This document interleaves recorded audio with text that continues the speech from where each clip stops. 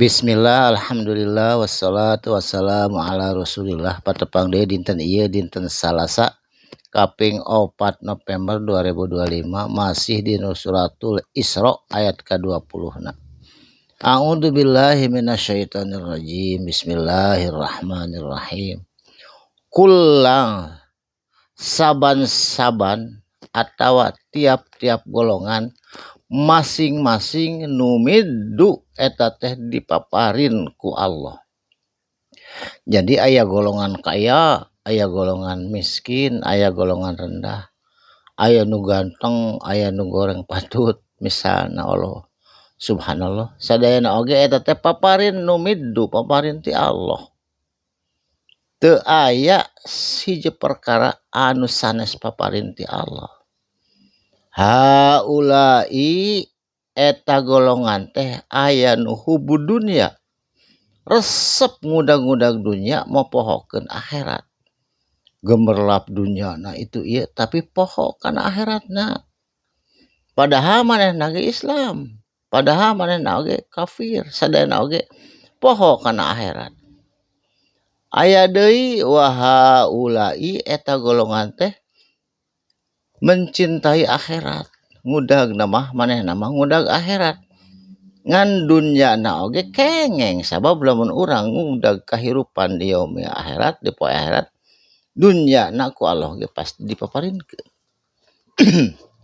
Saterasna eta sadayana ge golongan anu hubul dunya, golongan anu hubul akhirah, eta sadayana min atau irrobika, eta sadayana ge dipaparin atau dianugerahkan robbika ku pangeran anjeun. Teu aya nu sanes sanage anugerah ti Allah Subhanahu wa taala. Wa makana jeung teu aya bukti atau lamun Allah maparinkeun naon bae ge robbika ti pangeran anjeun mahduron anu bisa ngahalangan. Lamun Allah geus ngajadikeun gubernur, jadi gubernur. Lamun Allah geus ngajadikeun presiden, jadi presiden. Sabab eta teh atau rabbika mahduron. Eta teh pemberian Allah, anugerah Allah. Rabbika pangeran anjeun mahduron anu moal bisa saurang ge ngahalangan kana paparin Allah. Pami dikersakeun beunghar ku Allah, nya beunghar. Pami dikersakeun miskin oge eta teh sadayana ge ujian ti Allah da ieu mah di dunia sanes kehidupan di akhirat saterasna. Undur sok perhatikeun ku anjeun kabeh. Kaifa kumaha fadlna kami ngunggulkeun saur Allah. Ba'duhum ala ba'di nu sawarehna maranehna ka nu sawarehna deui. Nya tah kitu rupi-rupi jalma mah. Aya nu bodas ngepeak geulis, aya anu hideung peot, sadayana oge eta teh jasa dungkul roh nama sami ku Allah diuji sadayana oge. Paparin ti Allah eta sadayana oge teu aya anu kengeng urang nyalira, da urang mah narima beres kieu kaayaanana, kasep dikasepkeun, geulis digeuliskeun, beunghar dibeungharkeun, miskin oge eta mah kersaning Allah. Saterasna walal akhiratu jeung ari poe akhirat akbaru eta leuwih gede, leuwih tinggi naon darajatna. Jadi darajatna lamun urang kajen teuing miskin mengharapkan ridho Allah hayang di yaumil akhirat, ibadah anu urang maksimal sadayana eta teh wa akbaru jeung leuwih gede naon tafdila keutamaan ti Allah, anugerah ti Allah di yaumil akhir engke. Sabab naon mata kitu saterasna dijelaskeun.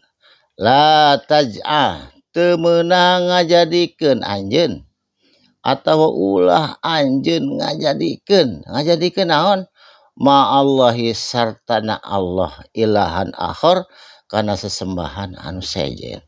Ongkoh percaya ke Allah tapi percaya ka dukun, ongko percaya ke Allah, ongko ibadah 5 waktu, salat, zakat, puasa, tapi percaya ka Nyi Roro Kidul, percaya kana kekuatan nu sejen. Nu kitu teh eta teh ilahan akhor, sesembahan nu sanes. Gaduh kepercayaan, kekuatan, aya kekuatan sejen. Tah nu kitu teh bakal kumaha di akhiratna fataq'udu bakal qu'ud, bakal duduk mangka bakal calik eta jelema di bayuneun Allah bari kaayaan naon menyesal. Menyesal baheula teh ongko ibadah tapi musyrik. Eta nu kitu kajadianna kumaha mad'u makhdula. Jadi madamuma teh kayaan tercela, mahdzula bari terhina di hadapan Allah. Jadi urang teh kajenting ibadah ogenan kudu dimukhliskeun, kudu ikhlas karena Allah, ngaesakeun Allah, ulah gaduh kepercayaan yen aya kekuatan salian ti kekuatan Allah. Kekuatan dukun, kekuatan guna-guna, kekuatan nu sajen. Ulah percaya sadana oge eta teh kehendak Allah, aya nu diizinan ku Allah, aya nu diridhoan ku Allah. Urang mah milarianana anu diizinan bari diridhoan ku Allah Subhanahu wa taala. Sakalimah dua kalimah mugi aya manfaatna. Barakallahu li wa lakum. Insyaallah patepang deui anjing dina waktos anu sami. Shadaqallahul adzim. Assalamualaikum warahmatullahi wabarakatuh.